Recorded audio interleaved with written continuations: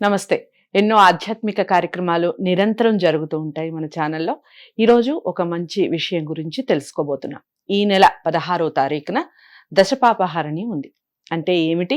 దానికి సంబంధించి ఎలాంటి పూజలు చేసుకోవాలి? ఏదైనా వ్రతాలు చేసుకోవచ్చా? అసలు ఏమిటి ఈ దశపాపహరణి అంటే ఏమిటి?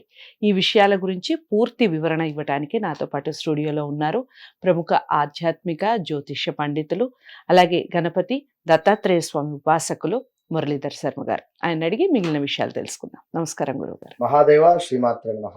ఏమిటి ఈ దశపాపహరణి అంటే ఏమిటి? దశపాపహరని దశమి. ఉమ్, దశపాపహర దశమి అంటే దశమి రోజు వస్తుంది అవును. కాబట్టి. మనకిది ఈ యొక్క పేరులోనే ఉన్నది. ఉమ్, దశ పాపహరలు, ఉమ్, పాపాలు అనేటువంటివి చేయడము ఈ యొక్క మానవ జీవితంలో సహజమైపోయింది జనరల్‌గా కూడా. ఓకే.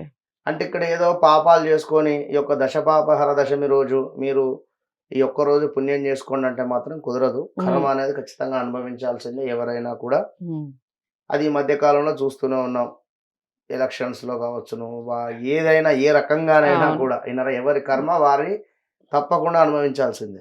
ఓకే. ఆ టైం వస్తుంది. కర్మ అనేదే శనిదేవుని భార్య. ఇది ఓకే. ఎవరికీ తెలవదు. ఉమ్, ఉమ్, విన్నారా? అంటే నా ప్రిడిక్షన్‌లో నేను పెట్టుకున్నా అంతే. ఉమ్, శనిదేవుని భార్య కర్మ అని చెప్పి ఎవరో అన్నారని చెప్పి మళ్ళా ఇంకేదో వీడియో కాదు. ఉమ్, నేను ఉమ్, నా ప్రిడిక్షన్‌లో నేను పెట్టుకున్న పేరు అది అంతే. ఉమ్, ఉమ్, విన్నారా? ఇక దశపాపహరణ దశమి అనేటువంటిది ఇప్పుడున్నటువంటి సిట్యుయేషన్స్‌లో ఎట్లా చేసుకోవాలి ఉమ్, అనేటువంటి దాన్ని అంటే మానవ జీవితంలో మనకు తెలిసి గాని, తెలవక గాని ఎన్నో తప్పులు చేస్తూ ఉంటాం. ఉమ్, అందులో మొదటిది అసత్యం కావచ్చును. ఇప్పుడు చెడు వినకు, చూడకు, మాట్లాడకు అని చెప్పడం అవును. జరుగుతున్నది మనకు. అవును. ఈ 3 ఒక తీరు. ఉమ్, విన్నా తప్పే, ఉమ్, చూసినా తప్పే. ఎక్కడ ఏదో అక్కడ తప్పు జరుగుతూ ఉన్నది.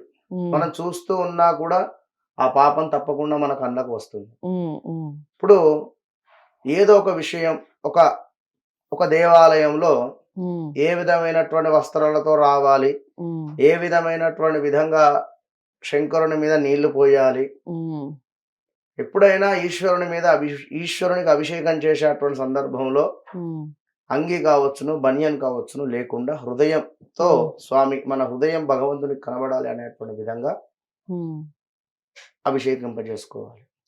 ఉమ్, కొన్ని కొన్ని చోట్ల వాయులింగాలు ఉంటాయి. ఉమ్, ఇష్టం వచ్చినట్టుగా అభిషేకం చేస్తూ ఉంటారు. ఇష్టం వచ్చినట్టుగా తాకుతూ ఉంటారు. ఉమ్, అది వాస్తవానికి ఒక రకంగా కర్మనే, మంచిది కాదు. ఉమ్, మరికొందరైతే ఎగబడి ఎగబడి దేవుణ్ణి ఏందో ముట్టుకుంటారు. రైట్. ఎందుకు భగవంతునికి గాని, పీఠాధిపతులకు గాని, సన్యాసి తత్వం తీసుకునేటువంటి వారికి కానీ ఉమ్, ఎంత దూరం ఉంటే అంత మంచిది మనకు. ఓకే. విన్నరా? చూస్తే సరిపోతుంది. ఉమ్, విన్నరా? చేతులు ఎన్నో భగవంతుడు మనకు ఈ చేతులతో మంచి కార్యాలు చేయరా నాయన అని చెప్పి ఇచ్చినటువంటి సందర్భంలో ఉమ్, ఎన్నో పాపాలు కావచ్చును, ఎన్నో చెయ్యరాని తప్పులు కావచ్చును, మీకు అవసరం లేని వస్తువులను ముట్టుకున్నటువంటి దాఖలాలు కూడా ఉన్నవి ఈ యొక్క చేతులు. ఓకే. ఇంకా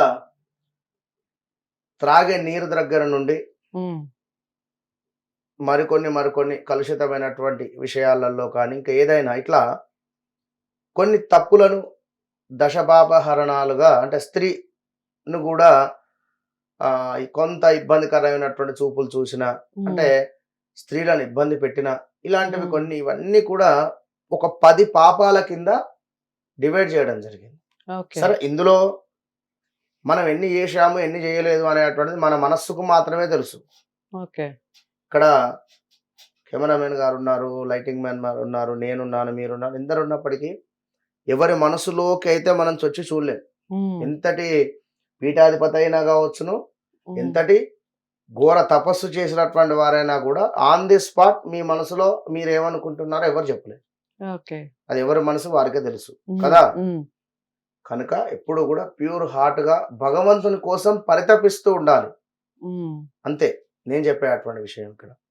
అయితే ఈ యొక్క దశపాపహర దశమి అనేటువంటిది మనకు జ్యేష్ఠ మాసంలో అమావాస్య తర్వాత పాడ్యం నుండి మరలా దశమి అంటే 10 రోజులలో దశమి వస్తుంది.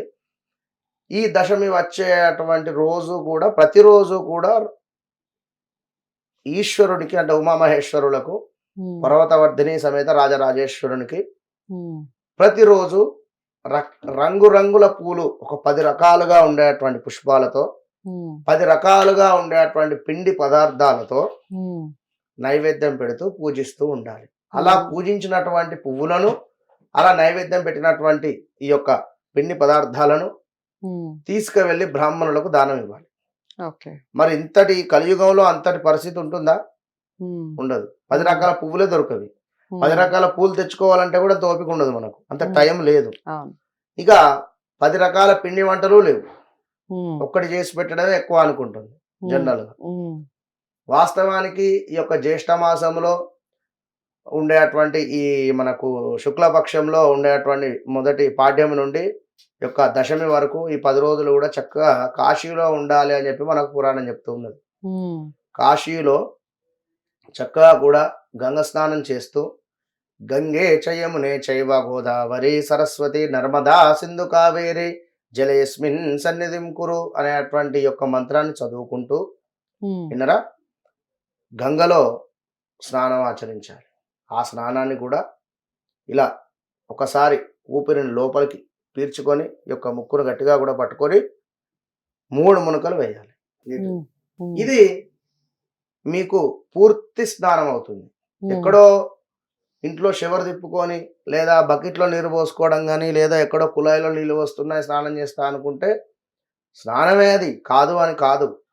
వాస్తవానికి కొన్ని రోజులు ఇలా మంచి రోజులలో ఈ విధమైనటువంటి స్నానాన్ని ఆచరిస్తే మంచి ఫలితం ఉంటుంది.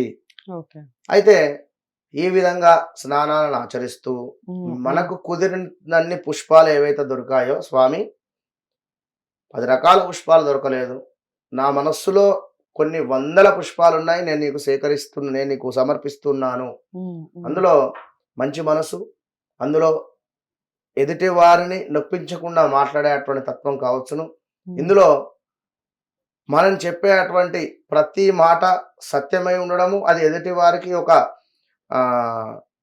ఒక క్రమబద్ధకరంగా వారు దానిని ఫాలో అయ్యేటువంటి విధంగా ఉండేటువంటి విధంగా చూసుకోవడము, ఇలా కొన్ని నియమబద్ధంగా చేసుకోవాలి. మరి యొక్క దశపాపహర మనకు దశమి రోజు నాడు విశేషంగా ఏమిటి అంటే కనీసము ఆ రోజు నాడు స్నానం చేసేటువంటి నీటిలో ఒక చుక్క పాల చుక్క వేసుకొని, ఎందుకు అంటే పాల చుక్క వేసుకొని గంగేచ యమునే చైవ గోదావరి సరస్వతి నర్మదా సింధు కావేరి జలయేస్మిన్ సన్నిధిం కురు, చక్కగా అక్షింతలు, పసుపు, కుంకుమ, ఒక పుష్పం వేసి చక్కగా కూడా ఒక మామిడాకు వేసి ఆ యొక్క మామిడాకును తిప్పాలి ఆ బకెట్లో. గంగే చయమునే చైవ గోదావరి సరస్వతి నర్మదా సింధు కావేరి జలయేస్మిన్ సన్నిధిం కురు. అందులోకి అన్ని మనకు చెప్పినటువంటి పేర్లలో ఉండేటువంటి అన్ని కూడా అందులోకి వస్తవి అనేటువంటి భావనతో స్నానం ఆచరించిన తర్వాత తప్పకుండా కూడా దగ్గరలో ఉండేటువంటి దేవాలయానికి సందర్శనం చేసుకోవాలి. ఆ రోజు నాడు ఖచ్చితంగా కూడా అభిషేకం చేసుకోండి. ఆ రోజు నాడు కుదిరితే బ్రాహ్మణులకు సాహిత్య దానాన్ని ఇచ్చేటువంటి ప్రయత్నం చేయండి. అద్భుతమైనటువంటి ఫలితాలు ఉంటాయి. ఎందుకంటే పేరులోనే ఉంది, దశ పాపాలను హరించేటువంటిదే దశపాపహర దశమి. కనుక మీరేమి ఇక్కడ పాపాలు చేశారు అని కాదు, కానీ తెలియకునో తెలుసో చేసినటువంటి పాపాలకు గానుగా తండ్రి నన్ను క్షమించు అని భగవంతునికి మొరపెట్టుకొని ఓం నమ శివాయ అనేటువంటి శివపంచాక్షరి మంత్రాన్ని ఒక 108 సార్లు, కుదిరితే 1008 సార్లు జపంగా చేసినట్టయితే మంచి ఫలితం ఉంటుంది. దీని వలన ఇలాంటి గ్రహస్థితులున్నా, గ్రహ దోషాలు ఉన్నప్పటికీ కూడా ఈ రోజు నాడు మీరు చేసేటువంటి జపం వలన ఓం గం గణపతయ్య నమః అయినా కూడా దీని వలన కర్మ అనేటువంటిది నశింపజేస్తుంది, మనకు మంచి ఫలితాలు ఇస్తుంది. మనం ఏదైతే కోరుకుంటున్నామో అది నిజం అయ్యేటువంటి రోజు దగ్గరలోకి వస్తుంది. అయితే దశాశ్వమేధ ఘట్టం ఇక అన్నిటికంటే కూడా అద్భుతమైనటువంటి విషయం ఏమిటి అంటే మనకు ఈ యొక్క కాశీలో కొన్ని వందల ఘాట్లు ఉన్నవి. అందులో ఒక 5 ఘాట్లు ఎంతో కూడా ప్రసిద్ధిగాంచినవి.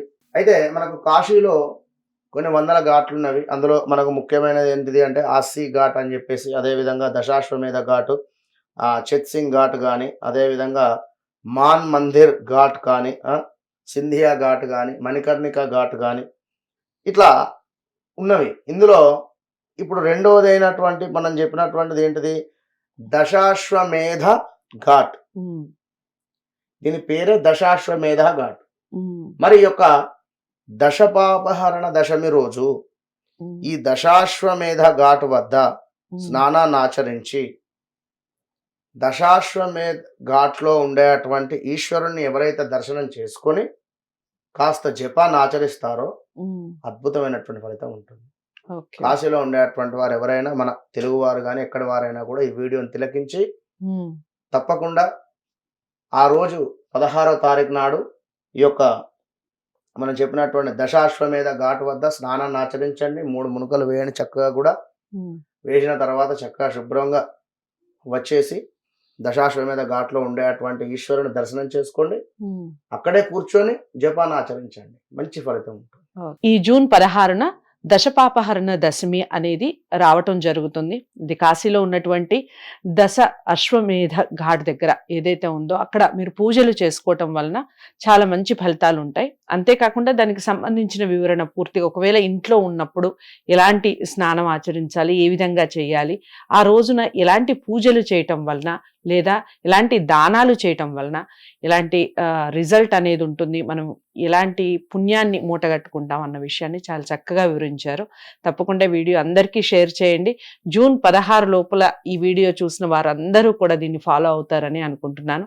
ఏమైనా డౌట్స్ ఉంటే స్క్రీన్ మీద కనపడే నెంబర్కి కాల్ చేయొచ్చు. వీడియోని లైక్ చేసి షేర్ చేయండి. ఛానల్ని సబ్స్క్రైబ్ చేసుకోండి. నమస్తే.